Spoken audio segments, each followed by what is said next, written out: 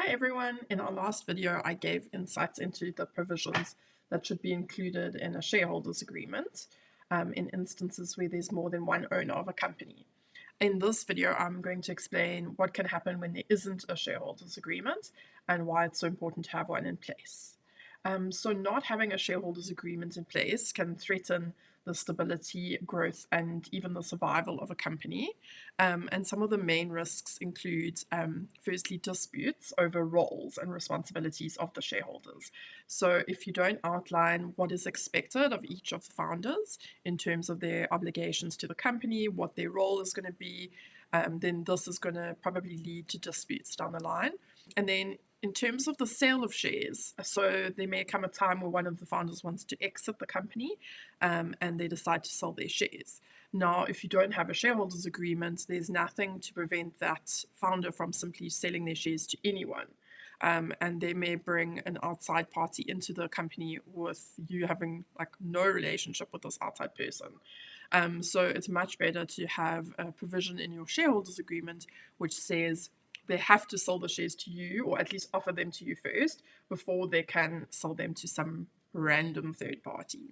In terms of minority shareholding, if you're a minority shareholder in a company, you may be forced to remain in the company even if the majority has now sold their shares to some big corporate that has a totally different vision of the company going forward. Whereas if you have a shareholders agreement, you can force that big corporate to also buy your shares at the same time. This is known as tag-along rights. So you can force yourself to be tagged along with the majority's sale of their shares so that you can also exit for the same price. There might come a point in time where there's a disagreement on how the company should be managed between the new investors that came on board and the founders. And if you're not careful and have a shareholders agreement regulating this, the founder can actually be ousted from their own company.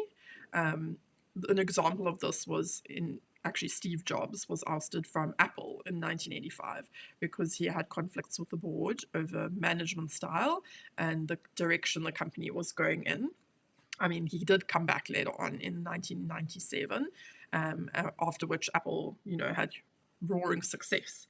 But obviously that whole dispute could have been prevented if they'd had a shareholders agreement in place protecting Jobs from being ousted. And then in terms of one of the biggest issues that I see often is that shareholders, their shareholding can be diluted if they don't have preemptive rights set out in a shareholders agreement. So if new investors come into the company and they're offered shares ahead of the existing shareholders, then that means that the existing shareholders' ownership stake is going to be reduced. They're going to be diluted. And this can happen to such a significant degree that the founders can actually lose influence completely over the company. An example of this is from Facebook, where Eduardo Saverin, one of the co-founders, was pushed out of the company, and he had his equity diluted so much when the company attracted outside investment that he basically became almost like non-entity of an investor. He did take legal action and he did receive a huge settlement, but I mean, that could have also been prevented if they'd had a proper shareholders agreement in place.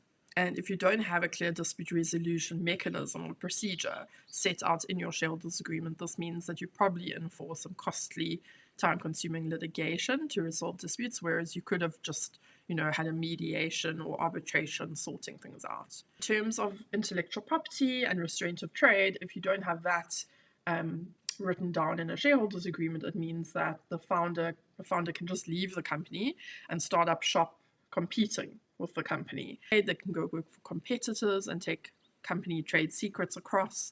So that's also another very important thing to have protected in the form of a shareholders agreement. So these are just some of the issues that can arise. There's obviously more examples, but this just gives you an idea of how vital it is to have a shareholders agreement in place. If you need any help with drafting your shareholders agreements, you are welcome to contact us at Legal Ninjas. We are happy to help you work through what should go into your shareholders agreement in the specific circumstances of your business, the type of company you have, how many shareholders you have. Obviously, everything can be customized to your particular circumstances. Thanks so much for watching the video.